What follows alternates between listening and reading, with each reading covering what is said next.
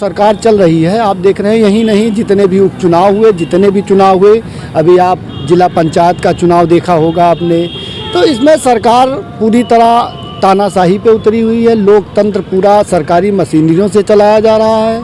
विपक्ष खुलेआम प्रचार नहीं कर पा रहा, लोगों पर मुकदमे किए जा रहे हैं, अंदर डाल दिया जा रहा है। लेकिन मिल्कीपुर की जनता सब जान रही है और अजीत प्रसाद, जो अवधेश प्रसाद जी की सीट खाली हुई, उससे विधायक होंगे और 50,000 के ऊपर के मतों से लीड करेंगे। सरकार अपना पूरा तंत्र लगा ले। जब छोटे से चुनाव के लिए मुख्यमंत्री को अपनी प्रतिष्ठा दांव पे लगानी हो, तो आप पत्रकार हैं, आप समझ लीजिए कि सरकार के पास कुछ बचा नहीं है। सरकार के पास कुछ बचा नहीं है, क्योंकि उनके पास जब कुछ बचा होता तो एक छोटे से उपचुनाव के लिए पूरी कैबिनेट दिल्ली से लेकर के और मुख्यमंत्री को अपनी प्रतिष्ठा दांव पर न लगानी पड़ती। अभी सरकार चल रही है। आप देख रहे हैं, यही नहीं जितने भी चुनाव हुए, अभी आप जिला पंचायत का चुनाव देखा होगा आपने, तो इसमें सरकार पूरी तरह तानाशाही पे उतरी हुई है। लोकतंत्र पूरा सरकारी मशीनरियों से चलाया जा रहा है। विपक्ष खुलेआम प्रचार नहीं कर पा रहा, लोगों पर मुकदमे किए जा रहे हैं, अंदर डाल दिया जा रहा है। लेकिन मिल्कीपुर की जनता सब जान रही है और अजीत प्रसाद, जो अवधेश प्रसाद जी की सीट खाली हुई, उससे विधायक होंगे और 50,000 के ऊपर के मतों से लीड करेंगे। सरकार अपना पूरा तंत्र लगा ले। जब छोटे से चुनाव के लिए मुख्यमंत्री को अपनी प्रतिष्ठा दांव पे लगानी हो, तो आप पत्रकार हैं, आप समझ लीजिए कि सरकार के पास कुछ बचा नहीं है।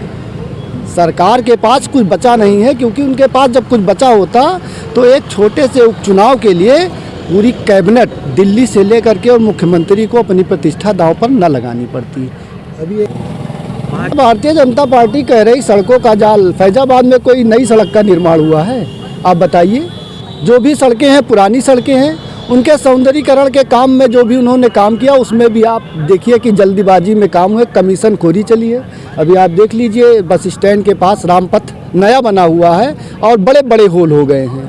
तो आप जान सकते हैं कि सरकार में केवल कमीशन खोरी चल रही है, बाकी कुछ नहीं चल रहा है। नहीं है केवल मैंने फिर कहा ना कि मिल्कीपुर चुनाव में अगर विकास हुआ होता तो स्वयं मुख्यमंत्री को कमान न संभालनी पड़ती, 8-8, 10-10 मंत्री न लगाए जाते, पूरी सरकार तानाशाही पे न लगती, जनता यूं ही उनको जिता दी। बिल्कुल निष्कासित कर देना चाहिए ऐसे पद जहां संत महात्माओं का आचरण हो, देश को नई दिशा, नया मनीषी तमाम देखिए कि नई दिशा, नया संचार देते थे। तो राजू दास भी उसमें से एक हैं, लेकिन उन्होंने अपनी पद प्रतिष्ठा का जो दुरुपयोग किया है सत्ता पाने की लालच में कि हमको टिकट मिल जाएगा, भारतीय जनता पार्टी से हम विधायक हो जाएंगे, तो ऐसी मनोनीति रखने वाले को राजनीति और समाज दोनों से दूर रखना चाहिए। राजू दास के बयान से कोई असर नहीं पड़ेगा। राजू दास का बयान बीजेपी के लिए नुकसानमय है। देश की जनता सब देख रहे हैं, मिल्कीपुर की जनता, और दूसरे जो मिल्कीपुर का प्रत्याशी है वो बाहर से आया है, उसका घर रुदौली है। अगर क्षेत्र की जनता को ज़रूरत होगी तो वो रुदौली जाएगा। अवधेश प्रसाद जी ने अपने चुनाव से पहले वहाँ अपना आवास बनवाया था कि देश, अगर मैं यहाँ से प्रतिनिधि बनता हूँ तो उसको फैजाबाद ना आना पड़े, मैं यहीं मिल्कीपुर में उससे मिलूं, इसलिए उन्होंने वहाँ आवास बनवाया। और देश के मिल्कीपुर से जनता से अवधेश प्रसाद जीत रहे हैं, क्योंकि भाजपा को लोकसभा में अयोध्या जिले से ही नहीं, अयोध्या के पूरे मंडल सीटों से हार मिली थी। भगवान राम को उन्होंने जो बेचने का काम किया, राम ने उनको अपना दंड दिया और मिल्कीपुर की भी जनता उनको इस दंड से प्रभावित करेगी। मतदाताओं से अपील है कि अवधेश प्रसाद जी ने सीट खाली की है, आप लोगों ने उनको विधायक बनाया था। मिल्कीपुर की जनता से पुनः अपील है कि अवधेश प्रसाद की जगह उनके बेटे को मौका दें और बाप बेटे मिल करके मिल्कीपुर ही नहीं समस्त जनपद का नाम रोशन करें।